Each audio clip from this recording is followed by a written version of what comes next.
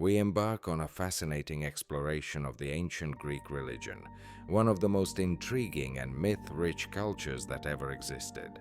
This subject has captivated people's attention for millennia, thanks to the astonishing vibrancy and humanity of Greek gods. These divine beings were not soulless. They experienced emotions, loved, conflicted, and even suffered. Yet they wielded power that allowed them to control everything around them, including the seas, the heavens, wars, love, and the arts.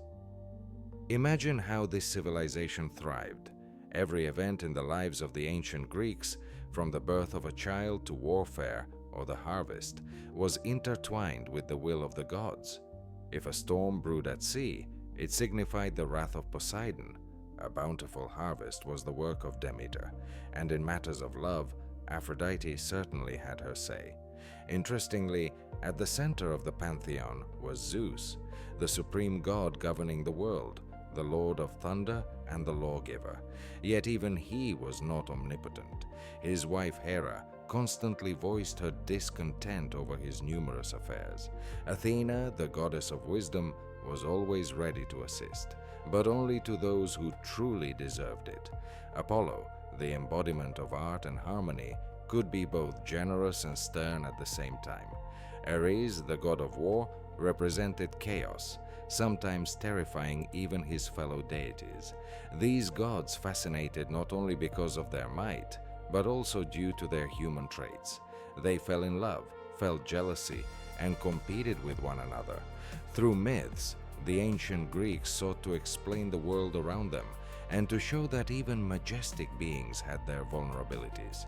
We will dive into this world and discover how the religion of ancient Greece shaped the lives of people and left its mark on art, literature, and our modern notions of heroism and fate.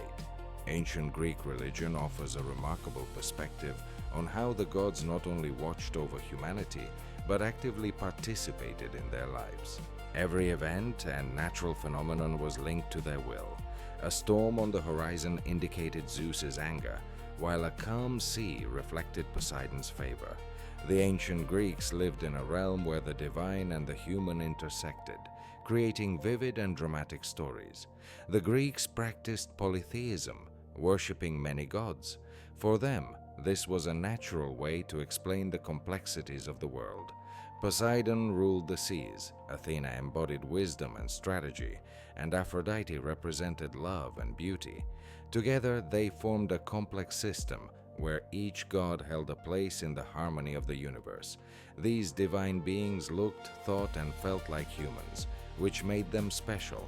They could be powerful, yet vulnerable and emotional, just like us.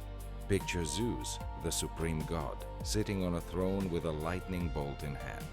He may seem all-powerful, but in reality, he cares for his children, navigates the traps set by his wife Hera, and sometimes tries to please mortals. His strength doesn't make him perfect, just as Hera, driven by jealousy, weaves intricate schemes while also caring for the sanctity of marriage. Aphrodite, the goddess of love, can inspire great deeds driven by passion, but her whims can also ruin destinies. Even Hades, the lord of the underworld, is not merely a cold and grim god. His love for Persephone reveals tender human qualities within him.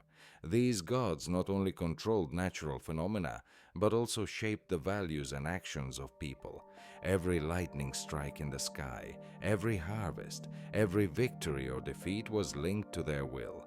Myths were filled with tales explaining how fire came to be, why the earth fell into winter slumber. Prometheus, who stole fire from the gods, was punished by Zeus, yet his sacrifice became a symbol of the quest for knowledge and progress. These stories were rich with meaning and lessons, illustrating how the Greeks sought to understand the structure of the world and the nature of human emotions. Relationships with the gods were complex and personal, almost like relationships with other people. People began their day with prayers, dedicated festivals to the gods, built temples, and offered sacrifices to gain their favor. Even simple actions like raising a cup of wine or breaking a piece of bread could be gestures in honor of the gods. It was a world where the divine and the earthly were inextricably linked, where gods and humans coexisted, sometimes peacefully, sometimes in conflict. This depth and humanity made ancient Greek religion so captivating, as it addressed not only questions of divine power, but also those of the human soul, with all its weaknesses, fears, and hopes. Among all the gods and heroes of ancient Greece, Zeus occupies a central place. He is the supreme ruler of Olympus, the sovereign of the skies and the thunderer. Yet the path to his power was not straightforward and began with the very foundations of existence. To understand his story, one must return to a time when there were neither gods, nor mortals, nor a world as we know it. There was only chaos.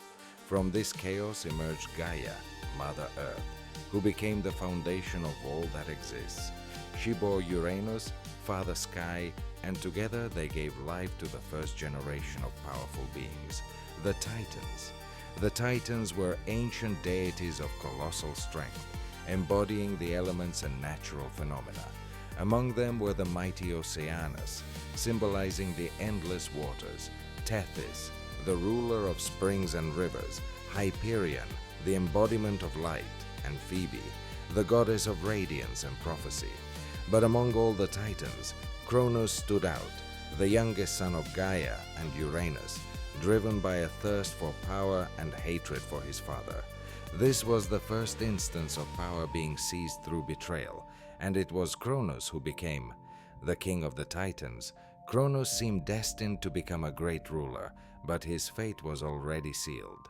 Before his demise, Uranus cursed his son, predicting an inexorable destiny. Every time his wife, the Titaness Rhea, was expecting a child, Kronos swallowed the newborn, leaving no chance for rebellion. He devoured all his children, Hestia, Demeter, Hera, Hades, and Poseidon. It seemed that Kronos' power would last forever. Yet, tormented by grief, Rhea could not allow her last child to share the same fate.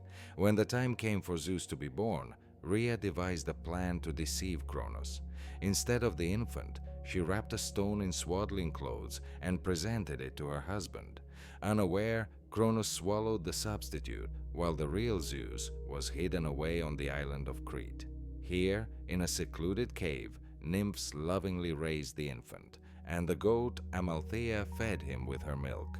Zeus grew up surrounded by love and care, knowing that a great destiny awaited him. He was not merely a child hiding from his father, but the last hope for the world. His birth marked the beginning of the end of the Age of Titans and the dawn of a new era, where order and justice would reign instead of brute strength and fear.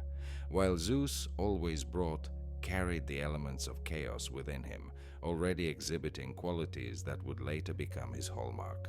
He was not only resolute and just, but also incredibly charismatic. These traits, combined with his power, made him an undisputed leader among the future Olympians. The story of Zeus is a tale of miraculous rescue, hidden opposition, and the anticipation of a moment when he could restore balance. But the most significant aspect of his story is the birth of hope, for with his arrival, the ancient world was preparing for change and the establishment of order that, despite its complexities, marked a new era in the lives of gods and mortals. Imagine an infant hidden in a cave on the slopes of the majestic Mount Ida in Crete, a place where fate sheltered the future thunderer from the all-seeing eye of Kronos. He was surrounded by nymphs and spirits who not only cared for him, but treated him as their own son. The goat Amalthea provided him with milk that, according to legend, infused Zeus with the strength of the gods. It was her horn that became a symbol of abundance. Yet even in this sanctuary, his safety was tenuous. The sacred guardians that Rhea had assigned to protect Zeus loudly beat their shields and created a ruckus to drown out the cries of the infant and deceive Kronos. It seemed that nature itself, the nymphs, and even lightning supported Zeus. As he grew older, he learned the truth about his origins and the prophecy that foretold he would overthrow his father. To do this, he needed the strength to confront the Titans. Zeus decided to venture into Tartarus, where the Cyclopes, one-eyed giants and master blacksmiths, were imprisoned. Their fearsome appearance and immense power had led Uranus to confine them in the depths of the underworld, and even Cronus, having overthrown Uranus, did not free them out of fear of their might. The Cyclopes were legendary smiths, capable of forging weapons imbued with the strength of the cosmos itself. By liberating them, Zeus became not just their savior, but also the future leader to whom they could entrust their power. In gratitude, the Cyclopes forged a lightning bolt for him, an instrument that would symbolize divine power. Each strike of this lightning was not merely destruction, but an expression of supreme authority. At that moment, Zeus received what would make him invincible. However, Zeus was not only a ruler and a warrior. He was also driven by a passion that knew no bounds. His pursuits sparked numerous tales, each highlighting his strength, cunning, and untamed nature. Take, for instance, the story of Ganymede. Ganymede was a youth of dazzling beauty, and Zeus, captivated by him, seized him with his mighty claws and carried him to the heavens. On Olympus, Ganymede became the cupbearer, serving nectar to the gods. To make amends to his father for this audacious act, Zeus gifted the king immortal horses, but even this did not quell the gossip.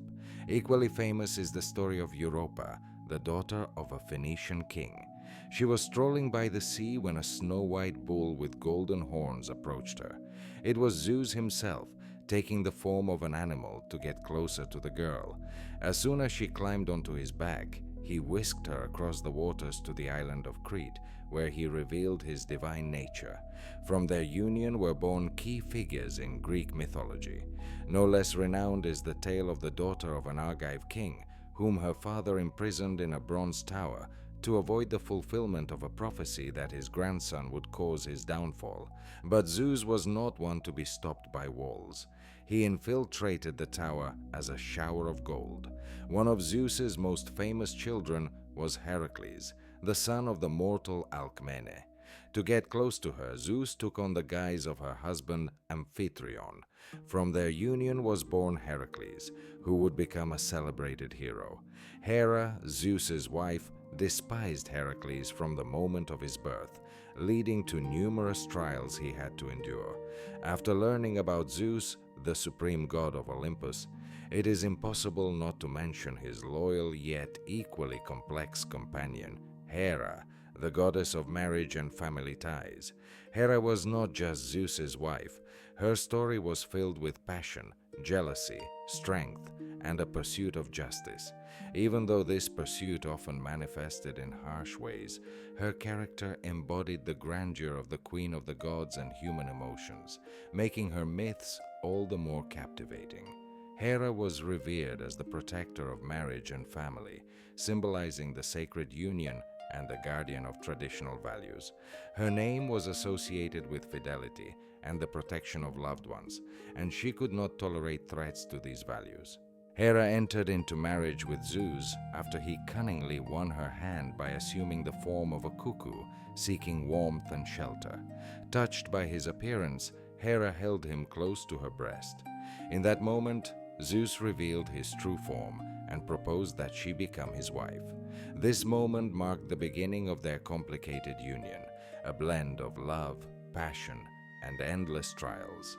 Despite being a goddess, their relationship was rarely harmonious. Zeus, known for his numerous affairs, often ignited her fury, with each of his betrayals wounding her pride and undermining her status. However, Hera never remained indifferent to what was happening. Her wrath was directed both at Zeus himself and at those who provoked her jealousy. This feeling transcended mere emotion and became a destructive force capable of unleashing true chaos. Hera showed no mercy and always sought opportunities to exact revenge on those who threatened her marriage, even if the victims were innocent. One of the most notable victims of her rage was Leto, the Titaness, who awaited children from Zeus. When Hera learned of this, she forbade the earth from providing Leto with shelter for her delivery. Leto, suffering from persecution, wandered until she discovered the island of Delos, which, due to its mobility, was not subject to Hera's curse. There, she gave birth to twins, Apollo and Artemis, who would later become two of the greatest gods of Olympus. This myth illustrates not only the extent of Hera's jealousy, but also the power of survival and resilience. Another victim of Hera's wrath was a mortal woman whom Zeus fell in love with while trying to conceal his affair. To protect her, Zeus transformed her into a cow, but Hera uncovered the deception and demanded that the cow be given to her as a gift. She assigned the giant Argus to watch over Io.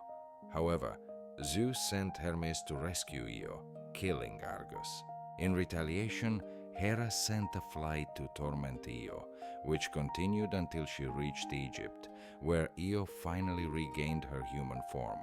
A striking example of Hera's anger is her hatred for Alcmene, the mother of Heracles. Before his birth, Hera tried to prevent his birth, forcing the goddess of childbirth to delay Alcmene's labor. When that failed, she sent two serpents to destroy the infant in his cradle. However, Heracles, possessing extraordinary strength, managed to overcome the trials Hera set before him.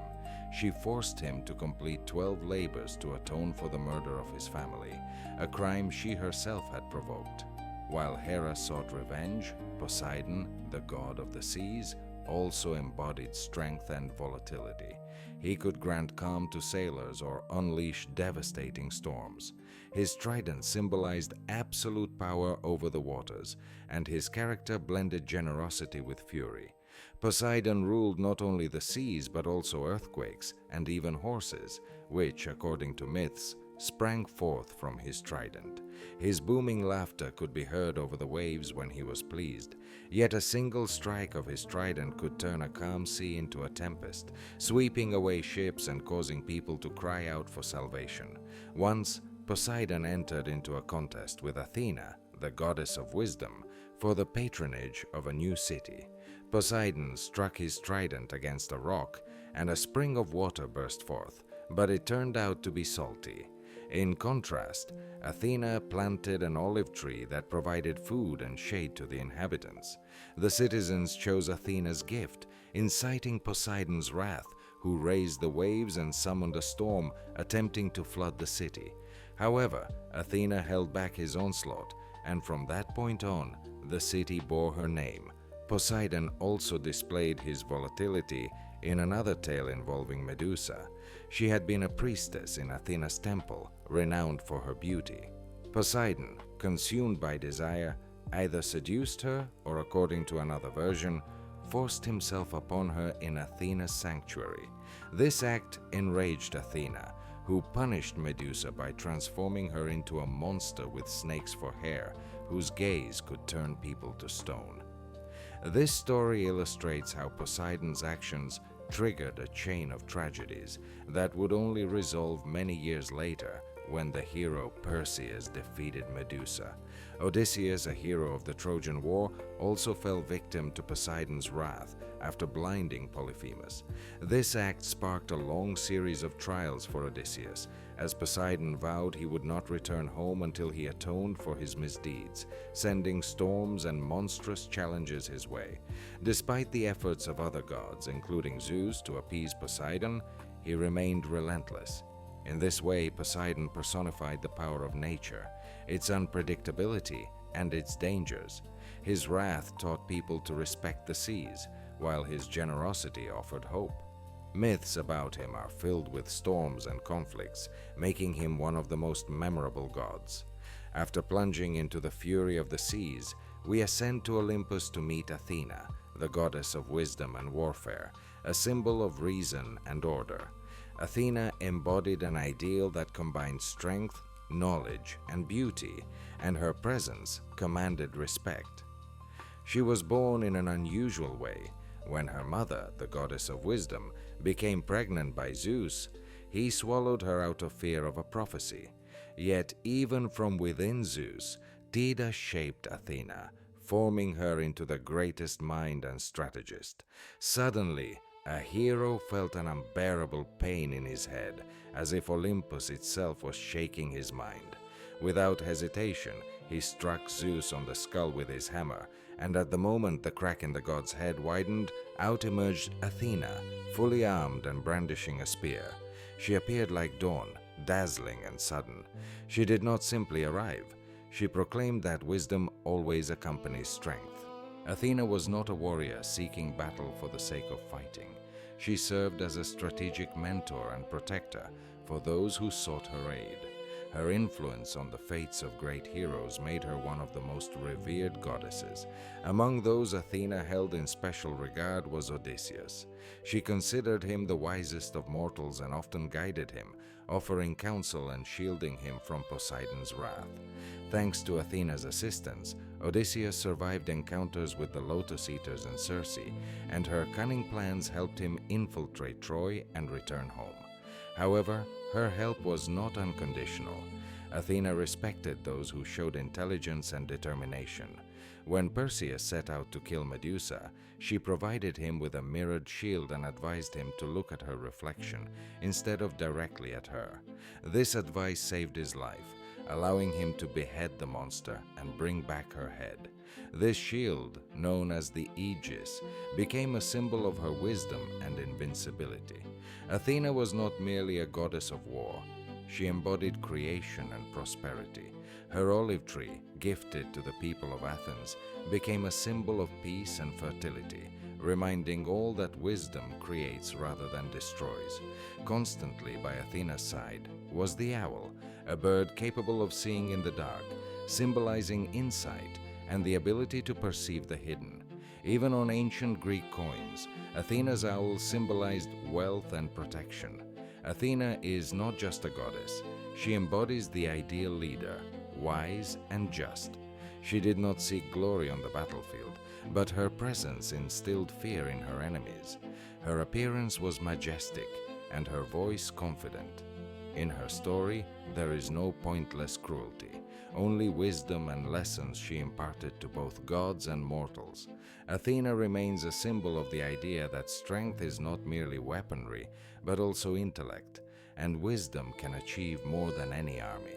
After the clash with Ares, the embodiment of war and chaos, we dive into a world of passion and contradiction.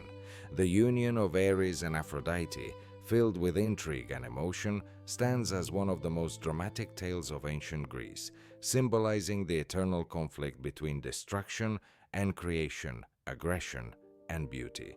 Ares, the god of war, personified the fury of battle and the thirst for destruction. Tall and muscular, he was a symbol of physical might, with hair like flames and gleaming bronze armor. His favored weapon was a spear, which he wielded with pride. On the opposite side stood Aphrodite, a divine being of beauty and grace, captivating all around her. Her skin and hair shimmered, and her eyes reflected the depths of love and passion. She embodied harmony, soothing even the fiercest warriors. Despite their differences, these two beings were inextricably linked, like two opposing elements creating something unique. Their romance remained a secret until Hephaestus, Aphrodite's husband, decided to expose them. Hephaestus, the god of craftsmanship, known for his skill, created an invisible net that he set up in Aphrodite's chambers. When their passion ignited once more, the trap sprung, leaving Ares and Aphrodite ensnared. Hephaestus summoned the other gods of Olympus to witness their humiliation, but instead of condemnation, they greeted the scene with laughter. Even Zeus could not hold back a smile at the sight of powerful Ares and beautiful Aphrodite caught in such an absurd situation. Ares has two children, Phobos and Deimos, who embody the terror and fear accompanying any conflict. Phobos, the god of fear, instilled dread with his very presence, while Deimos personified panic and chaos. These beings were constant companions of Ares, symbolizing his destructive nature and ruthlessness. In contrast, Aphrodite embodied harmony and beauty, capable of halting the fiercest battle with just a glance. Their union represented a balance, even though they often contradicted each other. Together, they were like a storm and a rainbow, showing that love and war are two sides of the same coin, forces that govern the world. Their romance remains one of the most emotional and controversial tales of Olympus, illustrating that even gods can succumb to passions and find beauty in unexpected places. Ares and Aphrodite remind us that none of us can be solely about destruction or creation. We are a blend of both, and it is this mixture that makes us alive. After the tumultuous saga of Ares and Aphrodite, we turn to another equally fascinating figure, Hephaestus, the god of blacksmithing, fire, and crafts. His story speaks of resilience and talent, showing that even the most challenging circumstances can lead to the creation of something extraordinary. Hephaestus, the god of craftsmanship, produced masterpieces, and his fate was as forged as the metal he worked with. His birth occurred under unusual conditions. According to one account, he was the son of Hera, who bore him without Zeus's involvement, leading to her jealousy. Despite his divine lineage, Hephaestus was born with a physical deformity, which caused Hera to recoil in disgust. Not wanting to see her imperfect child, she cast him from Olympus. However, he was raised by the nymph Thetis and a sea god, who nurtured him and helped develop his talents. Instead of lamenting his fate, Hephaestus focused on honing his craft. His forge, located beneath volcanoes, became the birthplace of the greatest mythological artifacts. Years later, Hephaestus sought to reclaim his place among the gods. He crafted a magnificent golden throne and sent it as a gift to Hera.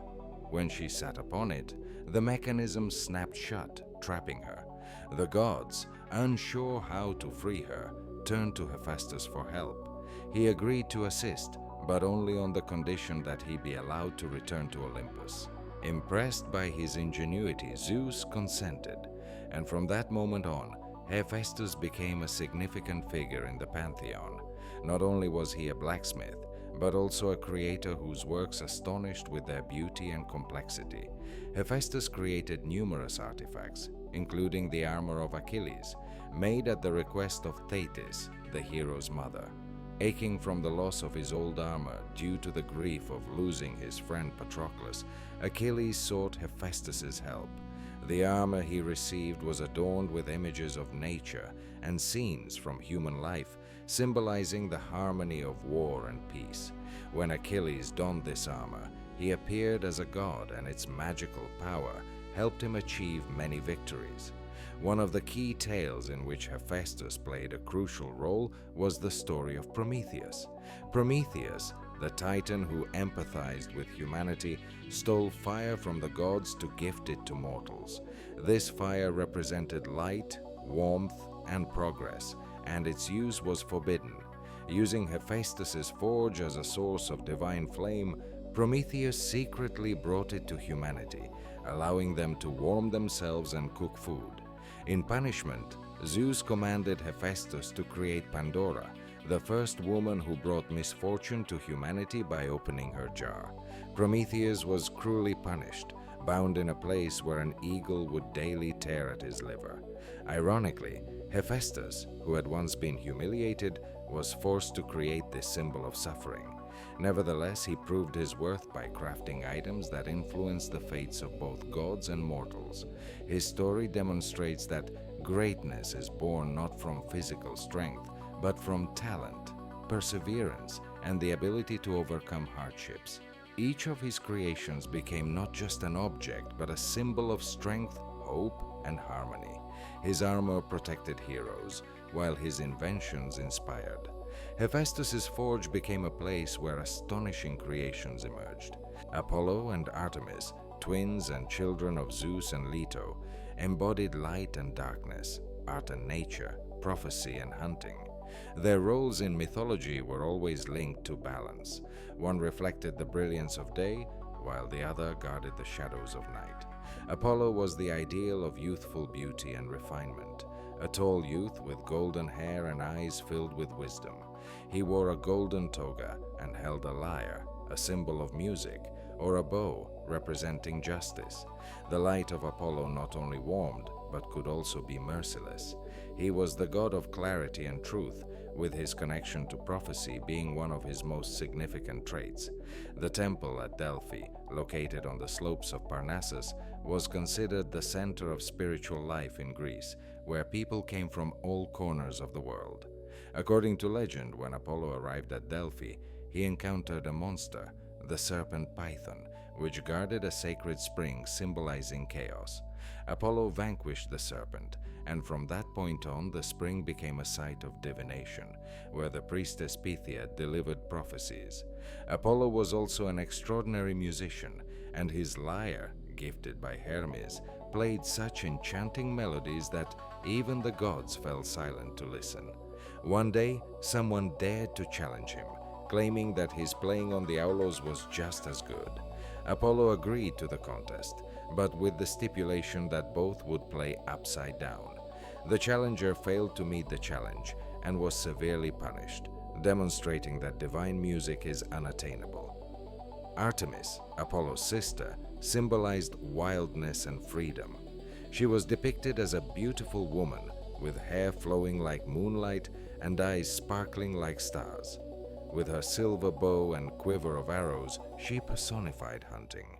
The proud Niobe, a queen who dared to humiliate her mother Leto, faced harsh punishment from Apollo and Artemis. Artemis vowed to preserve her virginity, and her connection to nature made her an ideal for young girls seeking freedom and strength. The stories of Apollo and Artemis symbolize the inseparable unity of opposites. Light cannot exist without shadow, and music cannot exist without silence. Apollo inspires us to strive for clarity, harmony, and art, while Artemis reminds us of the power of nature and the importance of protecting the world around us. Their myths teach us that life cannot exist without balance. Light and darkness, day and night, civilization and nature, all these elements shape the harmony that is the foundation of our world. After exploring the greatness of Apollo, Demeter, and Persephone, let us delve into one of the most poignant myths, a tale of mother and daughter, loss and rebirth. This myth also reflects the eternal cycle of nature and the changing of the seasons, and the balance between life and death. In ancient times, when the world was just beginning to exist and the gods were close to humans, the story of Demeter and Persephone became the foundation of the natural cycle. Demeter, the goddess of fertility, embodied the very essence of the earth. Her hair flowed like ripe wheat, and her nurturing hands brought forth the harvest. Fields bloomed, trees were heavy with fruit, and people offered her prayers of gratitude. But beneath this facade of motherhood lay a power like a storm, ready to destroy everything if her daughter Persephone was ever in danger. Persephone, the young goddess of spring, possessed a beauty that outshone the brightest flowers. She loved to wander through meadows, picking daffodils, tulips, and roses. Her laughter sounded like the melody of chimes, and her footsteps seemed to awaken nature. Yet such beauty often attracted not only admiration, but also a desire for possession. Hades, the lord of the underworld, watched over Persephone, his name instilling fear. He was the elder brother of Zeus, and his stern expression, dark clothing, and three-headed dog Cerberus only heightened this image. However, even Hades in his cold realm was capable of feeling. He fell in love with Persephone and decided to capture her attention with an extraordinarily beautiful daffodil. Its petals glimmered like stars, and enchanted, Persephone reached out to pluck the flower. At that moment, the earth split open, and a chariot drawn by dark horses erupted from the ground. Hades sat upon it, his eyes burning with determination, and before Persephone could scream, he whisked her away to his kingdom. Afterward, the flowers withered, and silence enveloped everything. When Demeter learned of her daughter's disappearance, her heart shattered. She left Olympus and began her search. Her grief was so profound that the earth ceased to bloom, the harvest failed, trees shed their leaves, and rivers ran dry. She sought answers and encountered Helios, the sun god, who saw everything. He revealed the truth about Persephone's abduction by Hades, with Zeus's silent consent. In her anger and devotion, Demeter swore that the earth would remain barren until her daughter returned. People suffered, offerings to the gods ceased, and even Olympus was under threat. Zeus had to intervene. He sent Hermes to the underworld to bring back Persephone. During this time, Hades, realizing he could not keep her by force, decided to act cunningly. Before releasing her, he offered her a pomegranate. Unaware of the consequences, Persephone ate several seeds, which forever bound her to the underworld.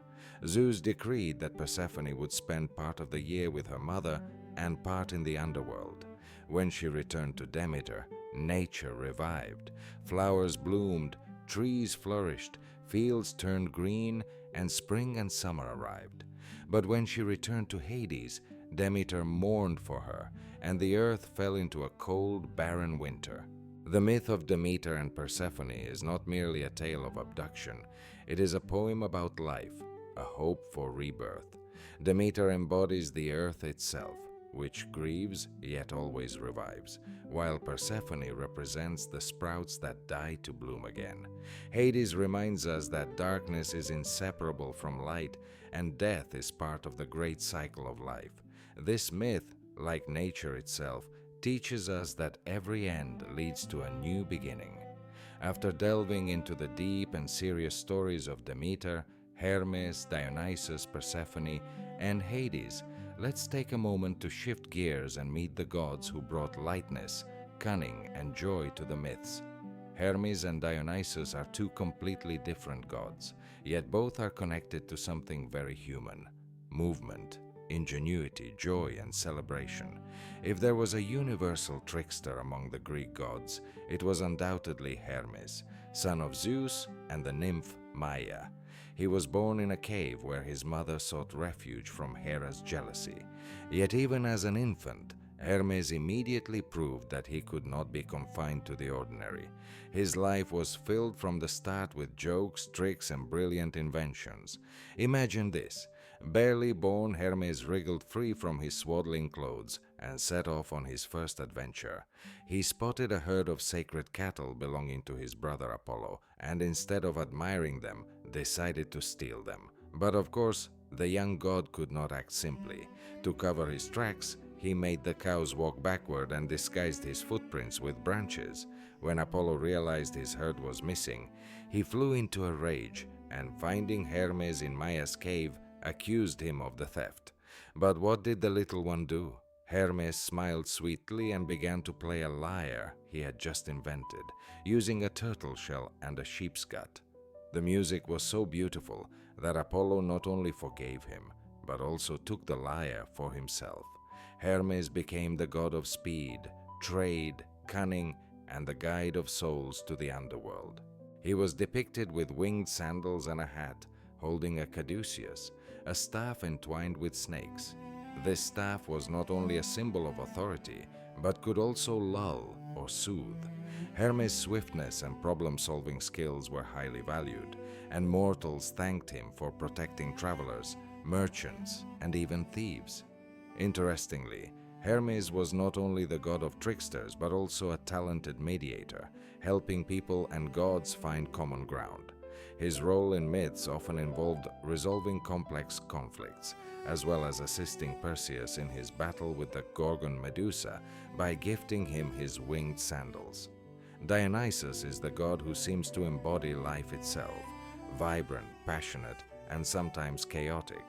His birth was quite unusual. He was the son of Zeus and a mortal woman, Semele. But tragedy struck even before his birth, when Hera learned of. Zeus was cunningly deceived when one of the forces persuaded him to appear before her in his true divine form. However, when he fulfilled her request, she could not withstand the power of his presence and was consumed by flames. Nonetheless, Zeus managed to save the child. His youth embodied a passion for nature and wine. He taught people how to cultivate grapes and turned them into a drink that became a symbol not only of joy, but also of magic. Wine could relax, bring happiness, and evoke intense emotions, revealing the most profound feelings. Dionysus traveled the world, spreading the culture of winemaking, surrounded by equally extraordinary beings. Satyrs with goat legs, women in ecstasy, and even wild beasts followed him. His festivals, known as Dionysia or Bacchanalia, transformed into wild celebrations filled with dancing, singing, and theatrical performances. Tragedies and comedies were created in his honor, which later became an essential part of Greek culture. One of the most famous stories about Dionysus involves King Pentheus of Thebes, who dared to ban the festivities in honor of the gods, viewing them as immoral. Enraged, Dionysus cursed him with madness and cunningly forced him to witness the ritual. When Pentheus tried to intervene, the Maenads tore him apart, mistaking him for a wild beast. This myth serves as a reminder that the nature of human passions cannot be ignored.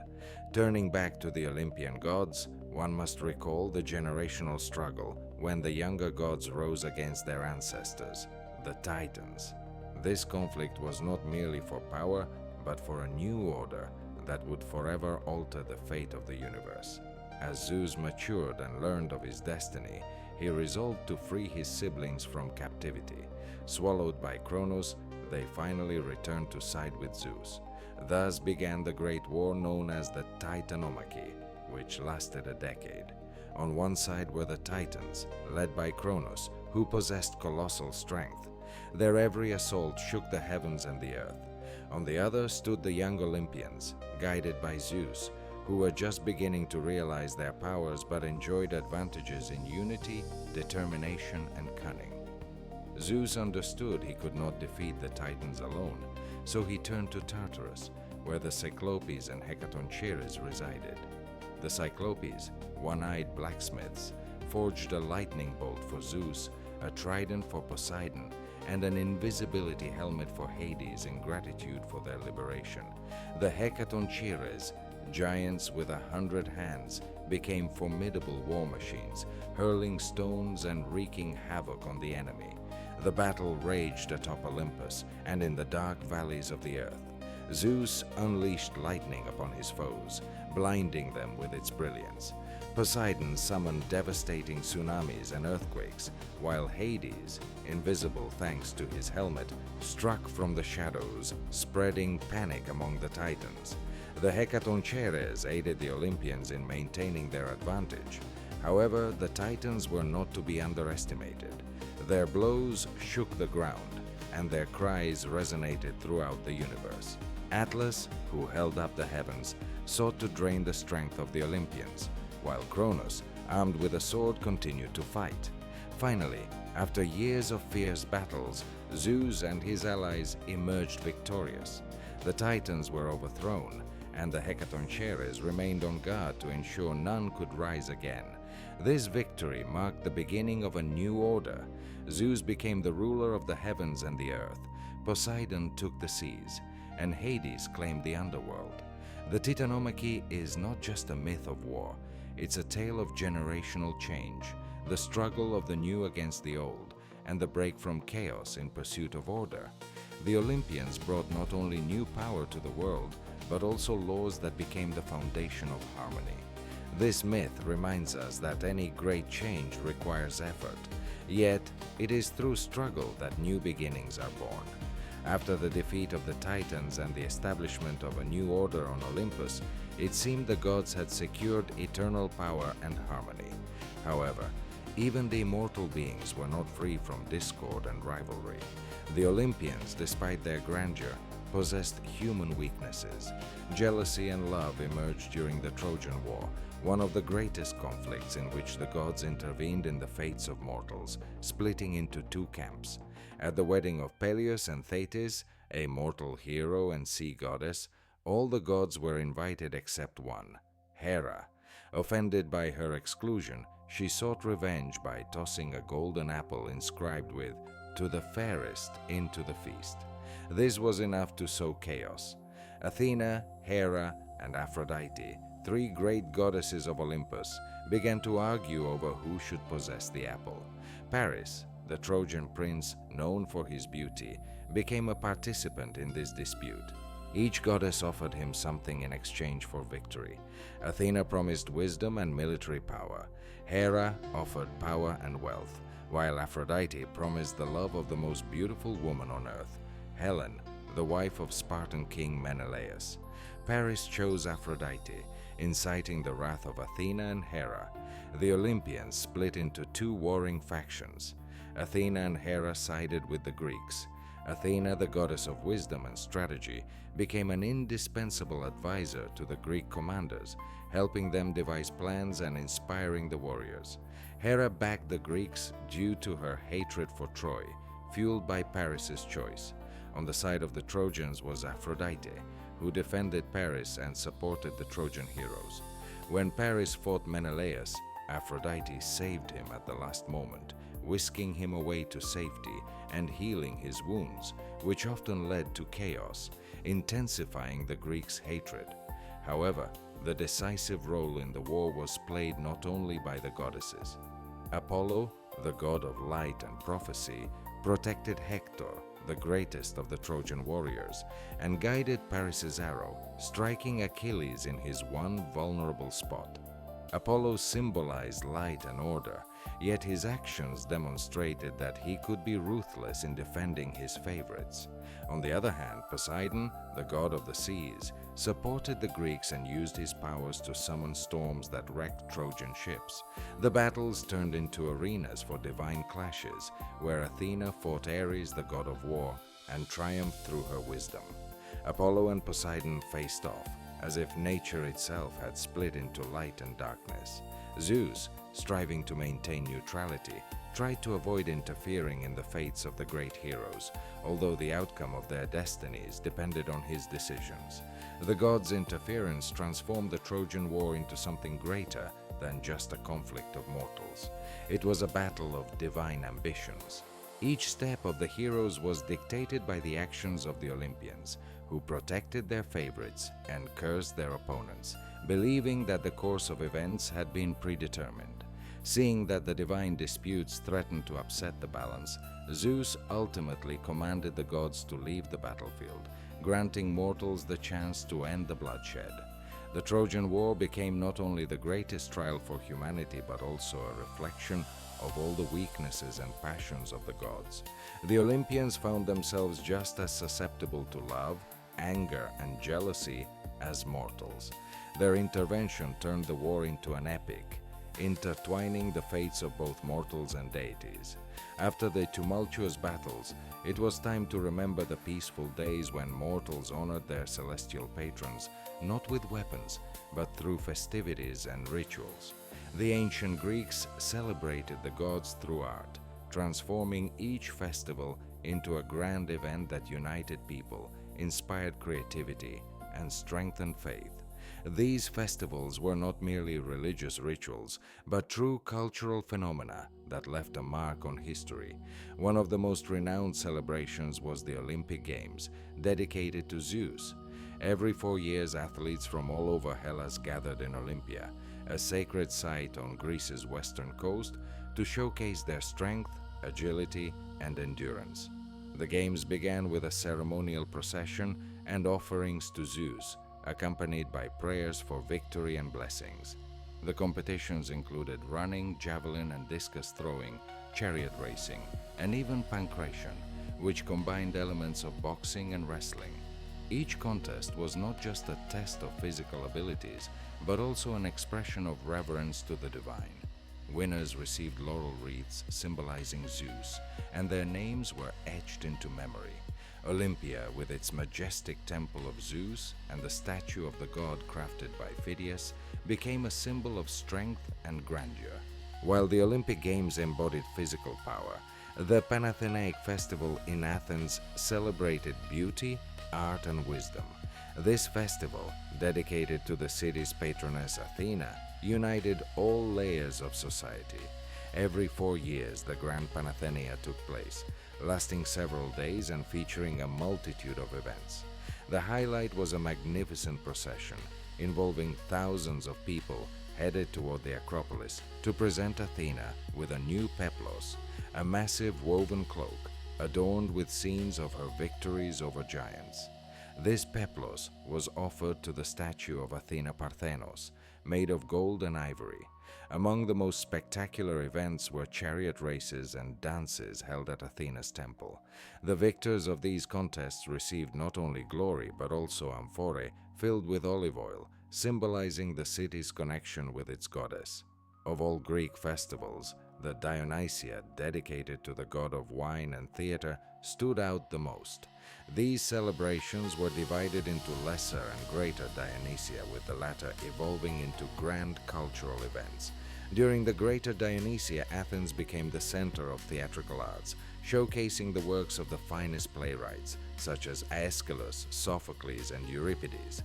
The Theatre of Dionysus, located at the foot of the Acropolis, brought myths and tragedies to life, allowing the audience to experience catharsis.